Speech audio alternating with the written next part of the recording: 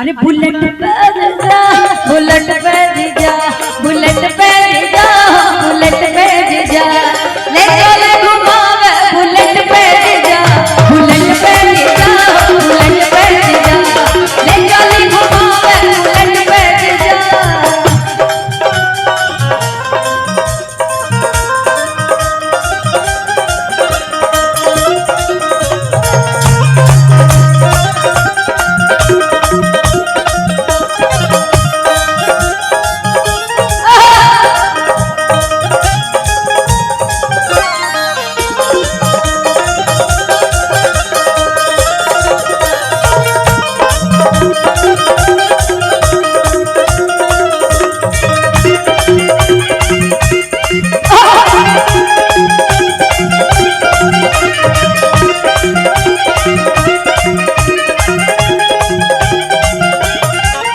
लेकिन कहा तेरी साली हुआ जो मानव नारावर का हल्का जा सुत बन कर यार पानी ललका जा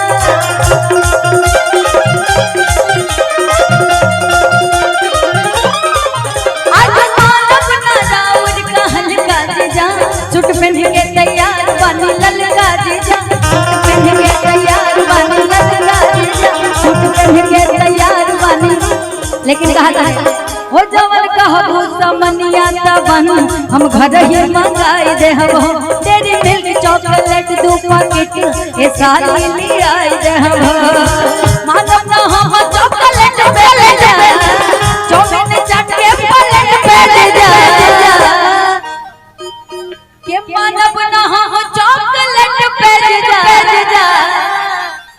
और चौमिन चाट के प्लेट पे ले जा। बाकी के बुलेट पे क्या बात है। अरे बुलेट पे जा, बुलेट पे जा, बुलेट पे जा, बुलेट पे जा, ले चले घुमावे बुलेट पे जा, बुलेट पे जा, बुलेट पे जा, ले चले घुमावे बुलेट पे जा।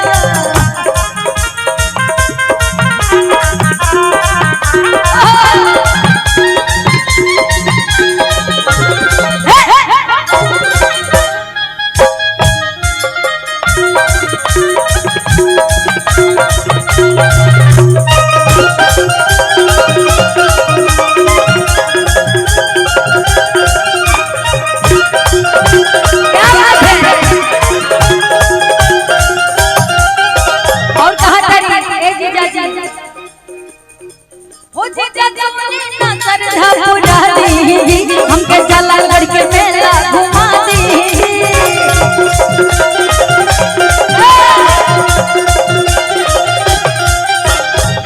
भैया रुकेगा। मैं जितने भी हमारे दर्शक आए हैं ऐसे हाथ जोड़ के निवेदन करती हूँ एकदम प्रेम से आप लोग आनंद लीजिए और अपने जितने भी कमेटी मेंबर हैं इनको प्रेम से रहने दीजिए, है ना। बोली दुर्गा मैया की। ये बात प्रेम से रहिए क्योंकि ये हम लोग आप ही के लिए आए हुए हैं, बड़ा दूर दूर से आए हुए हैं, तो सब लोग आराम से रहिए शांति से, कोई किसी को परेशान ना करे, है ना। ए जीजा सुनी ना सरधा पुरा दीजिए अरे हमके जलालगढ़ के मेला घुमा दीजिए। वाह जीजा जी वाह। अरे जीजा सुनी ना सरधा पुरा दीजिए हमके जलालगढ़ के मेला घुमा दीजिए, जलालगढ़ के मेला घुमा दीजिए, हमके जलालगढ़ के मेला हो नहीं मन भूत बतिया सुना घुमाई तो है जलालगढ़ मेला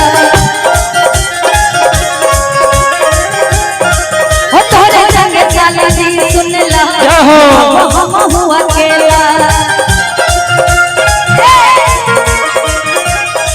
हो नहीं मन भूत बतिया सुना घुमाई तो है जलालगढ़ मेला तोरे संग चला दी सुना हम हुआ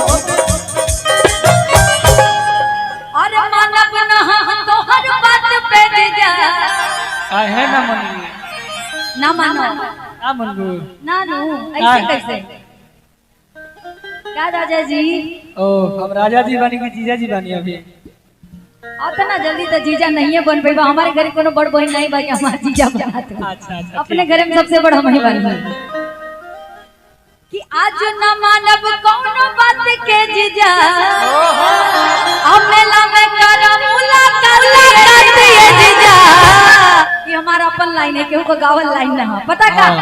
कि आज हम मानब न कोनो बात के जीजा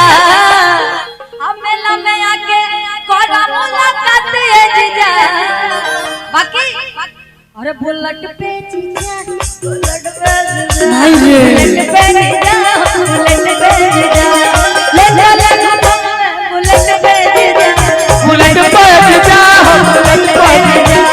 ले चले घुमावे बुलेट पे जीजा बुलेट पे जीजा बुलेट पे जीजा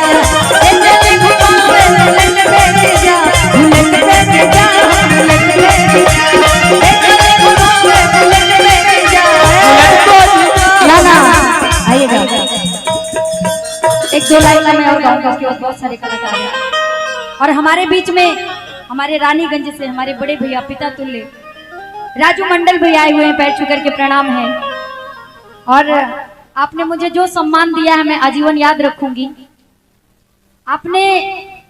अब ये सारी बातें कहने लायक नहीं बस दिल से आप हमारे लिए हमारे पिता तुल्य हैं बस इतना ही कहूंगी जनरेटर ऑपरेटर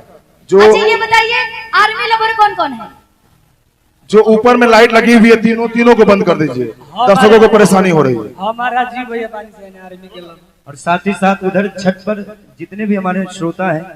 उनसे आग्रह कि आप नीचे उतर जाइए वरना कमेटी के ऊपर दबाव है कार्यक्रम को बंद करना पड़ जाएगा इसलिए जो भी छत पर है उनसे आग्रह कि आप लोग उतर जाइए ज्यादा संख्या में आप लोग छत पे चढ़ गए है ना इसलिए आपसे आग्रह कि आप लोग उतर जाइए वरना आप लोग को उतार दिया जाएगा है ना इसलिए धीरे धीरे बारी बारी से आप लोग छत पर से उतर जाइए नीचे जो भी उधर छत पर है उन तक आवाज पहुंच रहे तो आप छत को खाली कर दीजिए और साथ ही साथ इधर बॉक्स पे चढ़कर जो भी देख रहे हैं है ना वो सुनने की चीज है चढ़कर बैठकर देखने की चीज नहीं है ना हेलो जो भी छत पर है उनसे आखिरी बार कहा जा रहा है कि आप लोग बारी बारी करके ऊपर से उतर जाइए है ना चलिए आइए हेलो भैया राजू भैया कि नौकरी लगी तोहरा ऑर्डर और भेज दे भैया ऑर्डर ये देश के लिए है बोले भारत